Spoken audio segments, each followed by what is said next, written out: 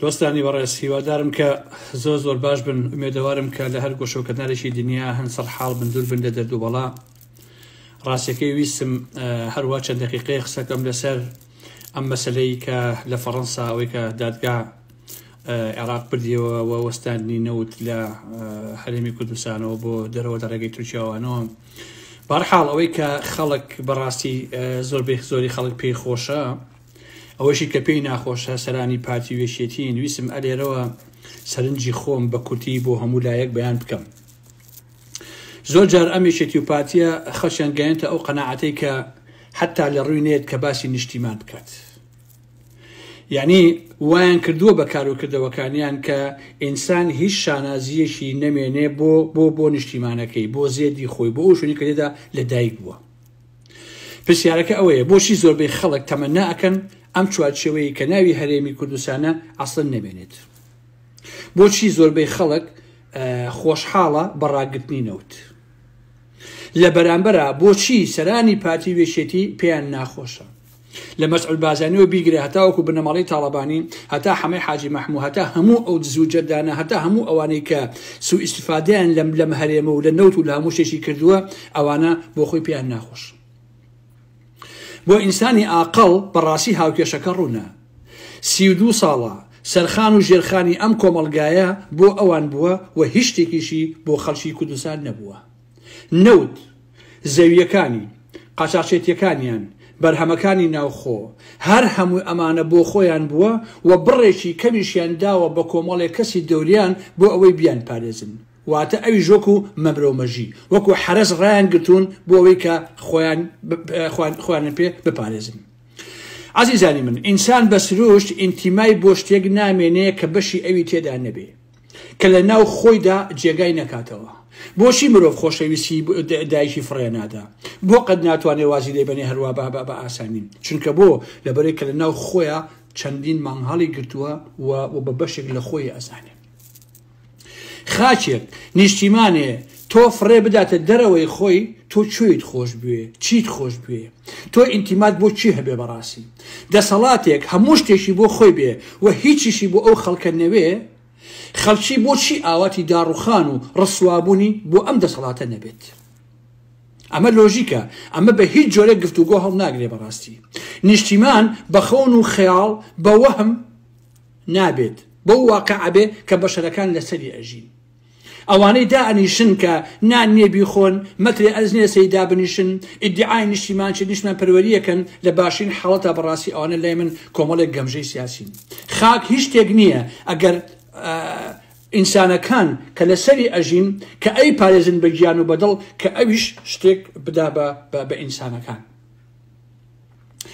نەوت تۆ ئەی فرۆشی پارەکەی بۆ خۆتە، حتا موچەیش نایی ئەیکەیتە نیو موچە، ئەیکەیتە ڕوبع موچە، ئەیکەیتە دووسێ مانگجارێ. لەسەر و ئەمەشەوە ئێوە هەمووتان خۆتانەکو پاشا ئەژین، بەڵام خەڵکی کوردستانتان زەلیل و بێچارە و قوربەسەر کردووە. خەڵک ئەبینێ ئێوە سەرانی پارتی وێچێتی شاهانە دەژین، ئەوی ژیانی نییە. لێرەوەیە ئینتیمای بۆ نەوت بۆ خاک بۆ هیچ بەرهەمێکی ئەو وڵاتە نامێنێ. بۆچی؟ لەبەرەوەی کە شتێک بەشی منی تیانە بێ با هەر نەبێت. ئەمە بیکردنەوەی مرۆڤە لە ناوەوەی خۆیدا. خەڵک نایە شەڕ لەسەر نەوت و سامانێ بکا کە بۆ خۆی نییە، کە بۆ خۆی ئیسفادە لێ ناکە، مەگەر بەڕاستی ئەو کەسە نەزان بێ و لە مرۆڤبوونیش دامەڵرابێت. ئینتیما بۆ یاسا کاتێ سیستەمێکی مرۆڤانە نییە، کاتێ ئەو سیستەمەی کە لە هەرێمی کوردستانە هەیە چەتەگەریە، کاتێ لەم سیستەمە چەتەگەریەدا یاسا و دادگا بوونی نییە، کاتێک ئەم سیستەم و دادگا و یاسایە تەنها بۆ پاراستنی دز و جەردەکان و سامانەکانی ئەوانە، ئیتر خەڵک خۆ بەخۆ دەبێتە دژە یاسا، دەبێتە دژە دادگا، دەبێتە دژە دادوەر، چونکە هەموو ئەم شتانە لەسەر سکەی خۆی نییە. دادوەر تێیدا عادل نییە، یاسا تێیدا بەڕاستی عەدالەت پەیڕەو ناکە. هەموو ئەمانە لە خزمەتی چەتەکانایە و تەواو خزمەتی ئەوانەکات. خەڵکی لێرەوەیە دەبێتە دژ و هیچ ئینتیمایەشی نامێنێ کاتێک دەبینێ دادوەرەکانی کوردستان بە یەک تەلەفۆن مەسئولێک کە بۆی بکە سپی ئەکا بە ڕەش، ڕەشەکە بە سپی. ئیتر ئەو یاسا و دادگا و دادوەرە بێنرخ ئەبێ لایەن وەکو ئێستا هەمومان ئەزانین کە لە باشووری کوردستانە هەموو ئەمانە بەڕاستی بێنرخ کراوە ئەوەیشی بێنرخی کردووە خودی سەرانی پارتی وێشێتی خالەتر ئینتیما بۆ نیشتیمان ئینتیما بۆ نیشتیمان بە خەیاڵ نابێت نیشتیمانێک جێگایەکی نەبێ من لەسەری بژیم لێرەدا کە ئەڵێم من قەسم هەموو ئەو منانەیە کە بستێ خاچیان لە هەرێم نییە لەسەری بژین ئینتیمایان بۆی نامێنێ ئۆتۆماتیکی لەم بەریشەوە ئەبینێ سەرانی پارتی وێشێتی و بنەماڵی بازانی و تاڵەبانی و کوڕانی نەوشوان و کۆسرەت و هەمووی حاجی مەحموو کچە مافیاکانی بنەی ئەحاڕەش و هەموو ئەمانە وەفیسار و ئەوانەی دەوروبەریان هەرچی گرد و زەوی هەیە بردویانە و تاپۆیان کردو بۆ خۆیان خەڵک لەسەر کام نیشتیمان شەڕکات ئینتیمای بۆ کام نیشتیمان هەبێ ئێکوا زەوی لە کوردستان ماوە بۆ خەڵکی کوردستان تاوەکو بیپارێزێ دیفاعی لێ بکە کەی لەم نیشتیمانەی ئێمەیە بە نمونە خاک ماوە بۆ خەڵکی کوردستان هەتا ئەو خەڵکە بێ شەڕی لەسەرکە دیفاعی لێ بکە هەر هەمووی تاپۆ کراوە بۆ سەرانی پارتی وێچێتی هەرچی گرد و شاخ و کەپتەپۆڵکە هەیە هەر هەمووی براوە هەمووشی تاپۆی لەسەر کۆمەڵی خەڵک ئەم نیشتیمانەی ئێمە لە ڕاستیا بووە بە نیشتیمانی دزەکان مەگەر کەسێ بەڕاستی گەمژە کرابێ لەسەر نیشتیمانی دزەکان شەڕکە شتێک کە هیچی تۆی نییە هیچی بۆ تۆتیان نییە شەڕی تۆ چۆن لەسەر ئەمە شەڕەکەی بەڕاستی چۆن شەڕ لەسەر ئەمە ئەکەیت زێدی من وەکو ئالام ئەحمەد باشووری کوردستانە نەتاوانێکی نەتەوەیم کردووە نە نیشتیمانیم کردووە نە دزیم کردووە نە جەردەیم کردووە حتا یەک چڵەداری ئەو نیشتیمانم نەشکاندوتەوە باشە تەنها لەبەر ئەوەی کە دژی ئەم دز و جەردە و قاچاقچی و نەوت فرۆش و کوردستان فرۆشە 27 ساڵە سەردانیشان لە قەتەقە کردومەتەوە بۆ زێدەکەی خۆم تەنها لەسەر وتنی ڕاستیەکان دژی ئەم هەموو دز و جەردەیەکە لە باشووری کوردستانە هەیە باشە خۆ هەمیشەش پێمەڵێن وەرەوە بەڵام بێدەنگ بە وەرەوە بەڵام بە پیاومان وەرەوە بەڵام بەشی خۆ وەربگرە ئەمەی واتە وەکو خۆیان بمکەن بە شەریکە دز واتە وەکو خۆیان بێ حرمەتم بکەن هیچ کاتێک وەکو مرۆڤ ناڵێن بابە وەرەوە وەکو ئازادی خوازێک وەک خۆت وەرەوە بە هەموو بۆچوونەکانتەوە بە هەموو قسە و نووسینەکانتەوە بە هەموو تووڕەبوونەکانتەوە وەرەوە بۆ وا ناڵن چونکە ئەترسن لە قسەکانم ئەترسن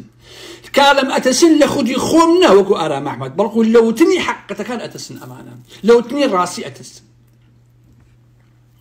من واوردە وردە خەریکە یادەوەریەکانشم بیرەچێتەوە ئیتا بێ ئینتیمای چیم بۆ نیشتیمانەکەم هەبێ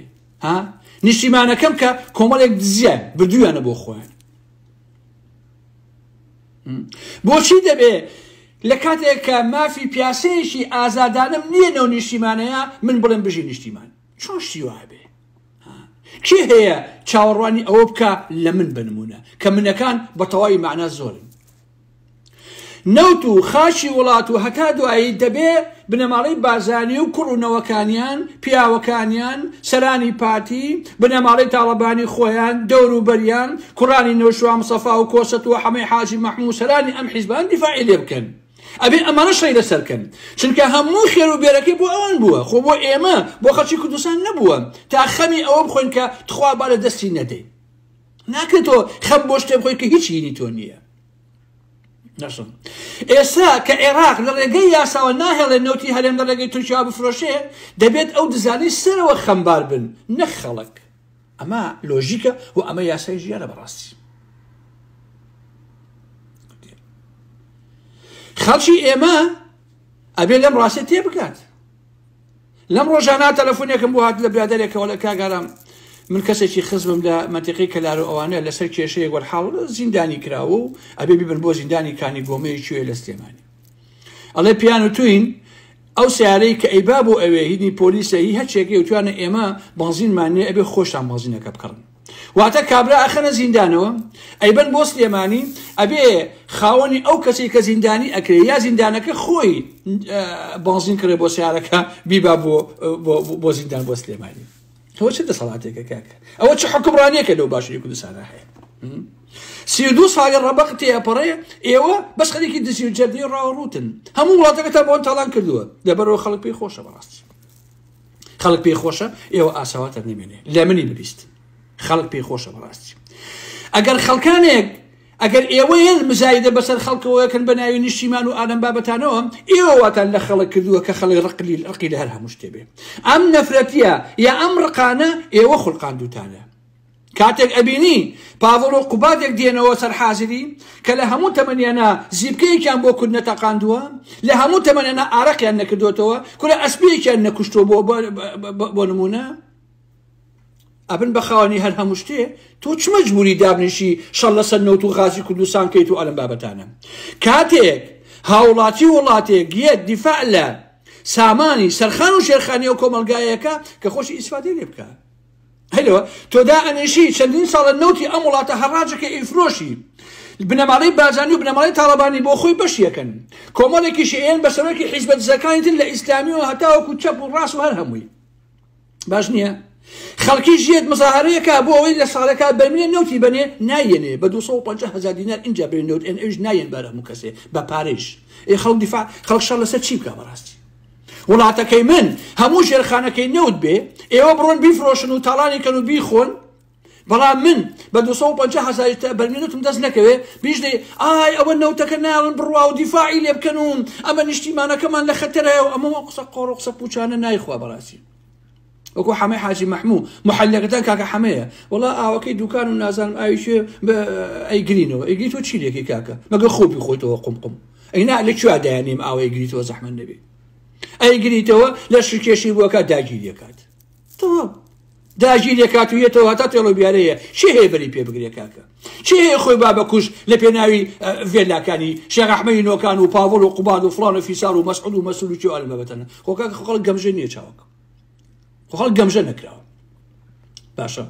من لێرەوە ئەڵێم نیشتیمانێک کە لەسەر ئەم قسانەی من 27 ساڵ نەتوانم پێ بگەڕم نەفەردە و نیشتیمانە چ جیاوازێکیە تۆی تیابی یاوەکو هینی تیابێ بۆ نمونە حکومەتی عێراقی عەرەبێ سەر کەسێکی تێ چ فەرقێکی هەیە بەڕاستی کاکە ئایلۆ هیچ کەسێ لەو کوردستانە لە بادینەرەوە هەتاوە هەولێرەوە تا سێمانی ئازاد نییە قسەکانی خۆشی بە ئازادانە بکات قسەیەکەی ئەو کوژن ئەو فڕێنن زیادی خۆ لێ قەدەغاکەن باشە هیچ کەسێ ناوێرێ هەرچی ڕۆژنامەنووس و مێدیاکار و ئەمانە هەر هەمووی تۆقێنراوە و هەر هەمووشی خۆی فرۆشە بە ئێوە مەچنە نازانێت چی بکە بەڕاستی تۆ ئەمە حقیقەتەکانە لەبەرەوە من هەڵویستم ئەو قسانە بکەم لەسەر ئەم مۆزوعانە و ئەمە حقیقەتەکەیە یەکێتی پارتی ئەبێ بیزانێت بۆ ئەم مۆزوعە لە کۆتاڵم چارەسەر چییە چارەسەر سەد دانە چارەسەر بخێتە بەردەستی پارتی وێچێتی یەک چارەسەری جێبەجێ ناکە ئەگەر نا چارەسەرم پێ بۆ ئەم مۆزوعانە باش نییە هەموو تاکێک لە کۆمەڵگەیەکی معەنە باشە وەکو چۆن ئەرکی هەیە ئەبێ مافیشی هەبێت باش نییە ئێوە هەموو مافەقەتان بۆ خۆتان بردووە هەموو ئەرێک لەسەر خەڵکە ڕەشنوتەکەیە نانیشی نییە بیخوا بۆ نمونە یا کار و یا فڵانە فیساری ئەلم بابەتان نییە یا ئەبێ بە خۆفرۆشی پارەی هەبێت ئەبێ بێ بۆ نمونە موچە لە ئێوە وەربگرێ اینجا وەکو بەشەر بژی لەبەرەوەی ئێوە دەوڵەتتان نییە دەوڵەت حکومەت ئەوە بەڕێوە ناچێ بەڕاستی کۆمەلگەش ئەوە بەڕێوە ناچێ ئەم تڕەکەڵەکە کۆتایی پێ 25 ساڵە من ئەڵێم ئەمەی کە لە هەرێمی کوردستانە هەیە کارتۆ نییە تازە خۆتان ئەڵێن کارتۆ نییە 25 ساڵەوە وامودووە لە کوردستانی باشوورە لە هەرێمە حکومەت نەبووە کاکە باند چەتەیی کۆمپانیا هەبووە کاششین تۆ ناتوانە بڵێ یەکێتی و پارتی حیزبە یەکێتی و پارتی حیزب نییە دوو کۆمپانیان وە کۆمەڵی خەڵکی بە دەورەوەیە خەریکی چەتەیی و دزین لەو کۆمەلگای کەناوی باشووری کوردستانە لەمە بەدەر نییە ئەمە ڕاستیەکەیە لەبەرەوەیەکە زۆربەی زۆری خەڵکی کوردستان پێی خۆشە نەوتەکە نەڕوات دەبێ ئەزانی ئێوە ئەیدزن بۆ خۆتان قوبات جانتاکەی پڕەکە پاڤڵ جانتاکەی پڕەکە مەسرور نێچین و ئەوانە جانتاکەیان پڕەکەن لەبەرەوە ئیسفادەی بۆ خەڵک نییە چۆن نەکرێ لەسەر شتێ شەڕکەین کە هیچی بۆ ئێمە نییە کاکە کە هیچی بۆ خەڵکی کوردستان نییە ناکرێت شیوان منطقی تیان نییە ئەوە حەماقەتە بەڕاستی تۆ لەسەر جادەکانە سوالەکەی باشە لە دوایەکێتی و پارتی بڵێ کاکە ئێمە هەمومان کوردین و هەمومان نەخێر هەمومان کورد نین ئەمە قسەی قۆڕە هەمومان کوردین کابرا لە بەسەرای سێمانی ئەلجادەی مەولەوی یا لە قەڵاتی هەولێرا پێڵاو بۆ یاخەکە ئەم مناڵە چۆن لەگەڵ مناڵێکی ماڵی مەسعود بازانی و ماڵی جەلال تاڵەبانی و کۆسە ڕەسوڵ و فڵان و فیسارەکان تۆ یەکەی بەیەکێ بڵێ ئێمە هەمومان کوردین ئەگەر هەمومان کوردین بۆ هەموو شتێ بۆ ئێوە هەیە بەڵام بۆ ئەم مناڵانەی کە نییە بۆچی نییە بەڕاستی بۆشێ بێ مناڵەکانی ئێوە شاهانە بژین مناڵی خەڵکیش نەبێ بیخوا لە دوای شابڵێن کاکە ئێمە هەمومان کوردین نەخێر هەمومان کوردین ئیتر خەڵکی کوردستان ئەبێ ئەو حەماقەتە تێپەڕێنێ هەمیشە خەڵکە فەقیر و هەژارەکە بڕوا خۆی بابەکوش لە دوایشە ئێوەی دزوجە دەبیخۆن لەبەرەوەیە هەر کەسێکی فەقیر و هەژار کە ئیسفادەی لەو ڕژێ بە سەخیفەی باشووری کوردستان نەکردووە بە یەک کەلیمە دیفاع لەمانە بکات و بڕوا خۆی بابەکوش جگە لە ئەحماقی شتێکی تر نییە. من هەر ئەوەنەم هەبوو هیوادارم کە پەیامەکەی خۆم لە ڕێگەی ئەم کوتە ڤیدیۆ گەیاندبێ بە گوێی هەموو بیسەرانی عزیز. خواتان لەگەڵ عزیزان و خۆشەویستانی من بەخێرچن.